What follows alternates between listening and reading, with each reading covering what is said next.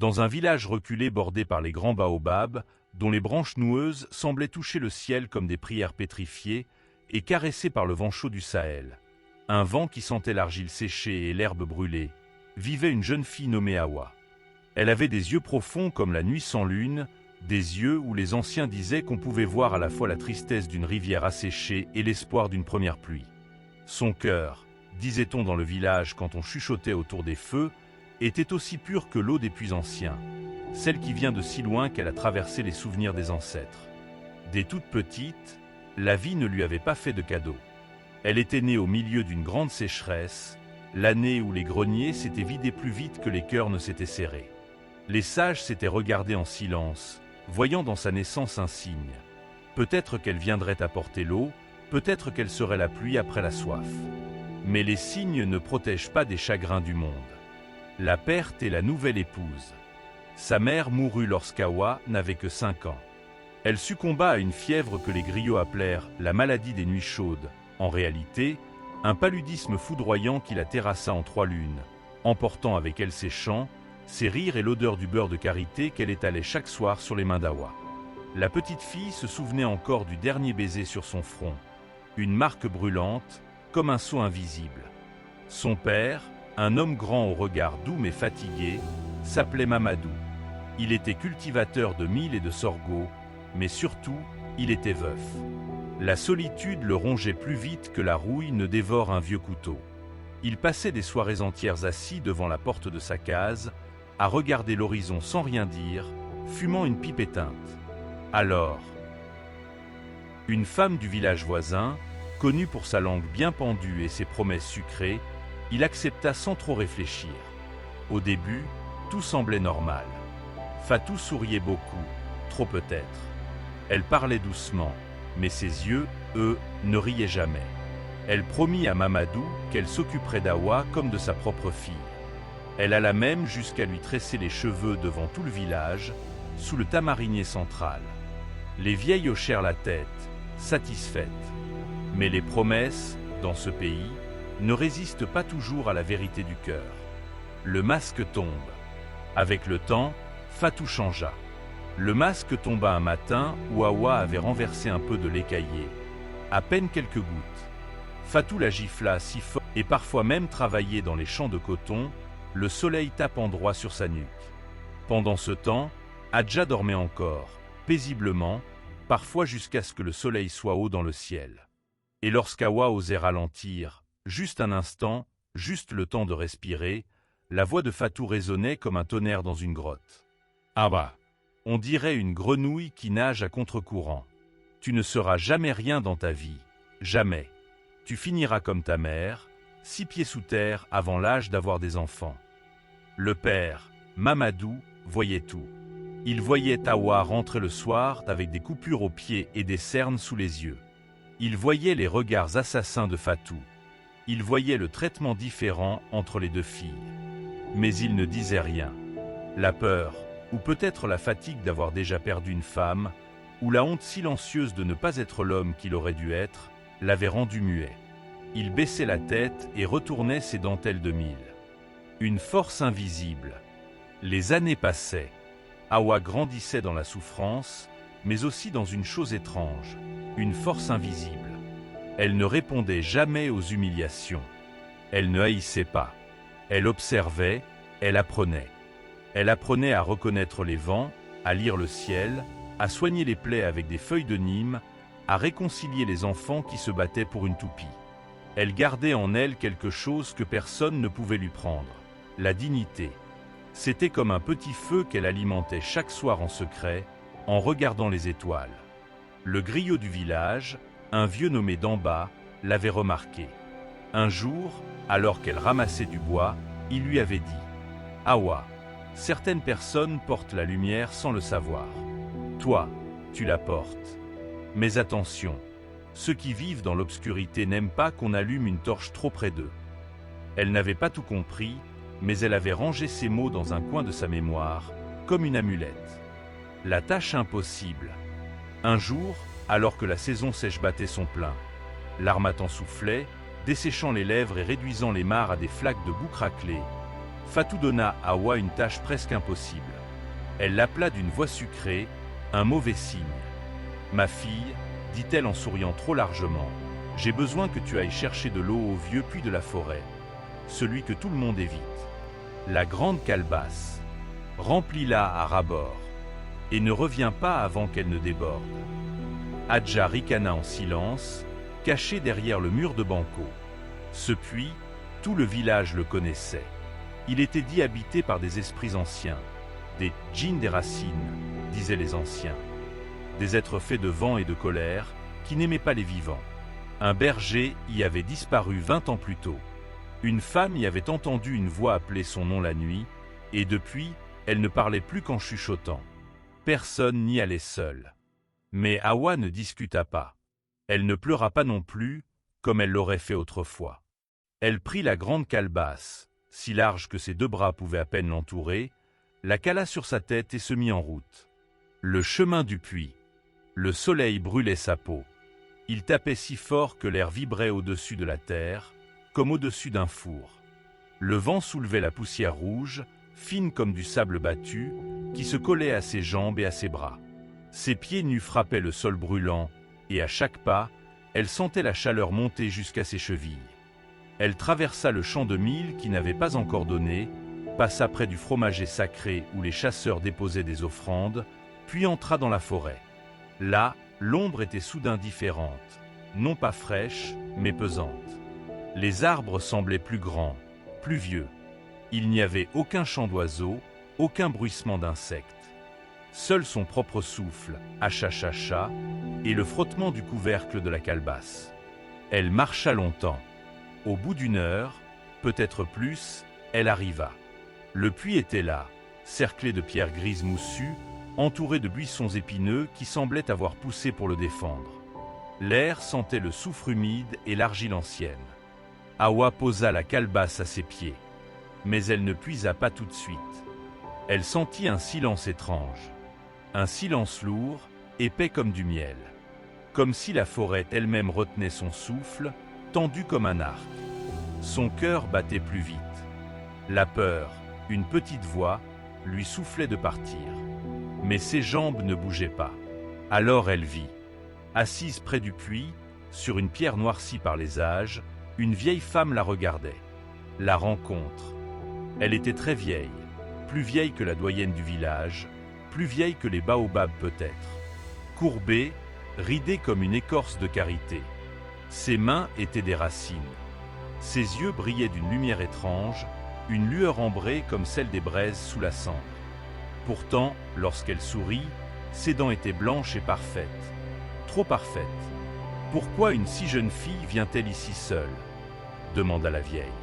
Sa voix était douce, mais elle portait en elle le bruit lointain d'une rivière souterraine. Hawa, bien que tremblante, s'inclina légèrement, comme on le fait devant une aïeule. « Ma mère m'a envoyé chercher de l'eau, » répondit-elle. « La grande calebasse. » La vieille femme haussa un sourcil. « Ta mère. » Hawa hésita. Elle sentit la vérité lui brûler la langue, mais elle ne voulait pas mentir. Alors elle répondit, doucement. « Celle qui vit avec mon père. Elle n'est pas celle qui m'a porté. » La vieille femme comprit. Un long silence passa, chargé de toutes les injustices du monde. Puis elle hocha la tête, lentement, gravement. Elle tendit à Hawa une corde en fibre de baobab tressé, étrangement chaude au toucher. « Tire de l'eau, dit-elle. Mais avant, dis-moi, si tu avais un seul souhait, un seul, à poser au puits le plus ancien de cette terre, que demanderais-tu » Hawa ferma les yeux. Le soleil pesait sur ses paupières closes. Les mots affluaient. L'or, la fuite, la force, que Fatou tombe malade, qu'Hadja connaisse la faim. La vengeance, cette eau amère. La liberté, ce vent frais. Mais Hawa se souvint des paroles de Damba le griot. La lumière ne se venge pas, elle éclaire. Elle rouvrit les yeux. Je veux juste que mon père voie la vérité, sans que cela lui brise le cœur. Et que mon cœur, à moi, reste bon. C'est tout. La vieille femme la regarda longtemps, très longtemps. Elle ne sourit pas. Elle ne fit pas non plus le geste de bénédiction qu'on fait aux enfants. À la place, elle se leva, ce qui semblait impossible, tant elle était courbée, et planta ses yeux dans ceux d'Awa. « Bien, dit-elle d'une voix qui n'était plus tout à fait humaine. Mais ce puits n'a jamais rien donné sans exiger quelque chose en retour. Tu veux la vérité pour ton père? Alors tu devras puiser l'eau avec tes mains, pas avec la corde. Tes mains nues jusqu'au fond. » Awa sentit une bouffée de peur. Le puits était profond, disait-on. On voyait à peine l'eau depuis le bord, comme un œil minuscule au fond d'une nuit. Mais elle hocha la tête. L'épreuve de l'eau. Elle s'agenouilla devant le puits. La vieille femme disparut.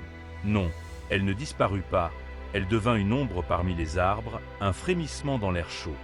Awa inspira profondément, puis plongea ses bras dans l'ouverture. L'intérieur du puits était glacial. Pas la fraîcheur de l'argile, non, un froid sec, étranger, qui lui remonta le long des bras jusque dans les épaules. Ses doigts cherchèrent la surface de l'eau.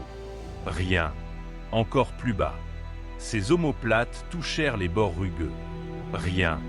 Elle dut se coucher presque à moitié dans le puits, les pieds battant l'air derrière elle.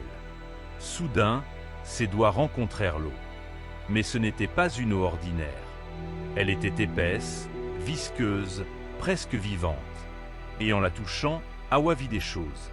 Elle vit sa mère, non pas mourante, mais jeune, dansant sous un manguier, le ventre arrondi, le sien à elle, Awa, à naître. Elle vit Fatou, petite fille, pleurant seule parce que sa propre mère l'avait battue. Elle vit son père, assis au bord de son lit, les larmes aux yeux, se demandant comment être un homme et un père à la fois. Elle vit Adja, seule la nuit, jalouse d'Awa parce qu'elle avait quelque chose qu'elle ne pourrait jamais acheter, la bonté véritable. Elle avait mal au bras. L'eau résistait, mais elle puisa. Elle remplit la calebasse à grand-peine, une poignée après l'autre, chaque gorgée d'eau lui pesant comme une pierre. Quand la calebasse fut pleine, elle se releva, le dos en feu, les paumes lacérées. La vieille était revenue, assise à la même place. « Tu as choisi de souffrir pour la vérité, dit-elle. C'est rare. Repars, Awa. Mais écoute bien, désormais, chaque mot que tu prononceras sera pesé. Non par toi, par ceux qui t'écoutent. Tu ne pourras plus jamais mentir, ni même te taire quand il faudrait parler. Et ceux qui voudront t'entendre, entendront. » Awa voulut demander pourquoi, comment, mais la vieille femme leva une main au doigt trop long. « Maintenant, marche, et laisse derrière toi ce que tu as porté. » Le retour et le changement. Awa reprit le chemin du village, la calebasse sur la tête, le soleil qui descendait doucement vers l'horizon. Mais quelque chose avait changé. D'abord, l'eau qu'elle portait n'était pas seulement de l'eau. Elle brillait d'un éclat intérieur, comme si on y avait versé un peu de lune. Ensuite, chaque pas qu'elle faisait semblait plus léger, presque suspendu. Ses plaies aux mains ne la faisaient plus souffrir. Et dans sa poitrine, un feu doux s'était allumé. Arrivée chez elle, Fatou l'attendait déjà devant la concession, les poings sur les hanches, la bouche ouverte pour crier. Adja était derrière, curieuse et cruelle. Mais lorsque Fatou vit Awa, elle resta figée. Car Awa brillait.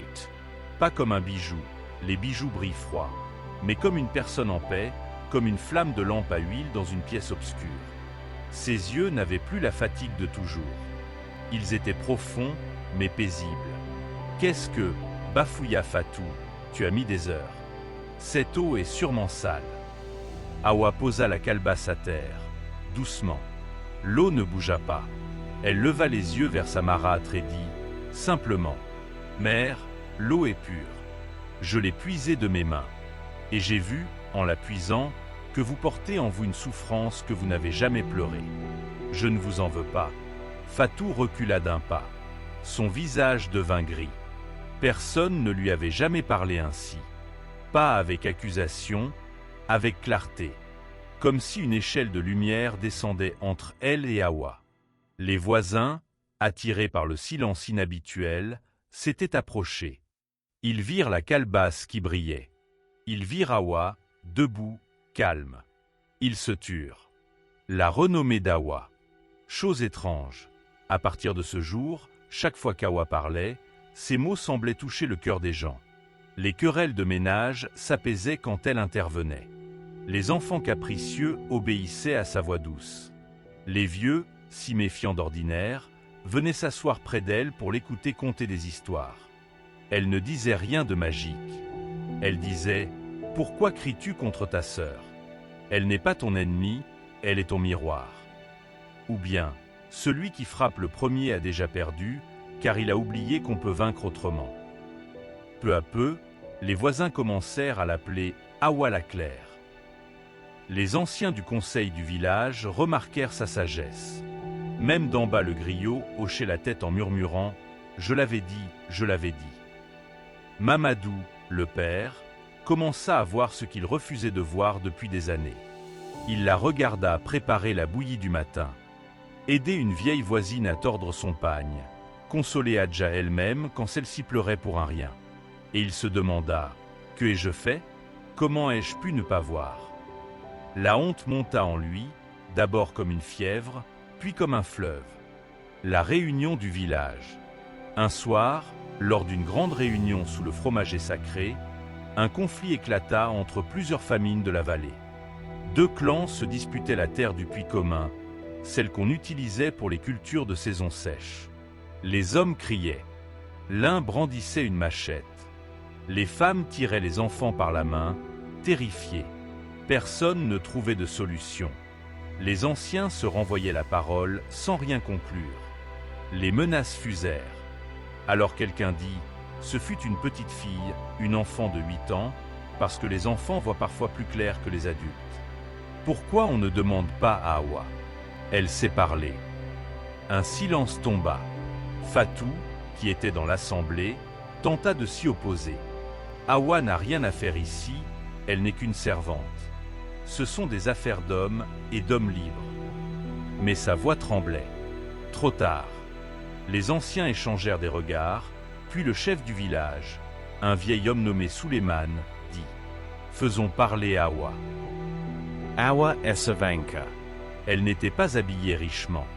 Elle portait son simple pagne usé, ses pieds nus, ses cheveux ramenés en arrière. Mais elle avançait comme une reine sans couronne, portée par quelque chose d'invisible. Elle parla. Comment. Elle ne prit parti ni pour l'un ni pour l'autre clan. Elle dit d'abord « Je sais ce que c'est que d'avoir soif. Pas la soif du corps seulement. La soif d'être reconnue. La soif qu'on vous donne votre part. » Puis elle raconta une histoire ancienne, celle de deux frères qui se partagèrent un champ jusqu'au jour où l'un trompa l'autre, et comment la terre devint stérile après leur querelle, et comment ils durent l'arroser chacun de leurs larmes pour qu'elle redevienne fertile. Elle ne força personne. Elle ne menaça personne. Elle parla comme on verse de l'eau sur une plaie, avec douceur et nécessité. Un à un, les hommes baissèrent la tête. Leurs épaules se détendirent.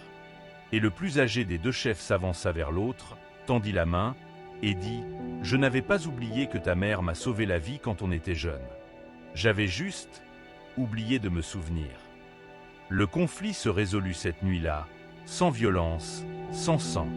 Le réveil du père. Ce jour-là, Mamadou rentra chez lui. Il ne dit rien à Fatou. Il entra dans la case, prit sa natte et s'assit face à Awa. Il pleura. Pendant 1 heure, en silence. Puis il dit « Ma fille, pardonne-moi. J'étais un mort vivant. J'ai laissé l'ombre manger la lumière dans cette maison. Dès demain, tout change. » Et tout changea. Fatou perdit son emprise. Non pas qu'on la chassât, Awa refusa qu'on la chasse. Elle a besoin de retrouver son humanité, dit Awa. Pas d'être punie. La vengeance est une maladie. Mais à partir de ce moment, le partage des tâches devint juste. Adja dut elle aussi aller chercher l'eau, faire le feu. Fatou dut s'asseoir avec Awa et écouter, sans couper la parole, ce que la jeune fille avait sur le cœur. Longtemps, Fatou résista. Elle maugréait, elle rongeait son frein. Mais elle vit que personne ne la soutenait plus, qu'elle ne pouvait plus blesser sans se blesser elle-même. Et un soir, elle éclata en sanglots devant Awa, et avoua « Ma propre mère m'a traité comme je t'ai traité.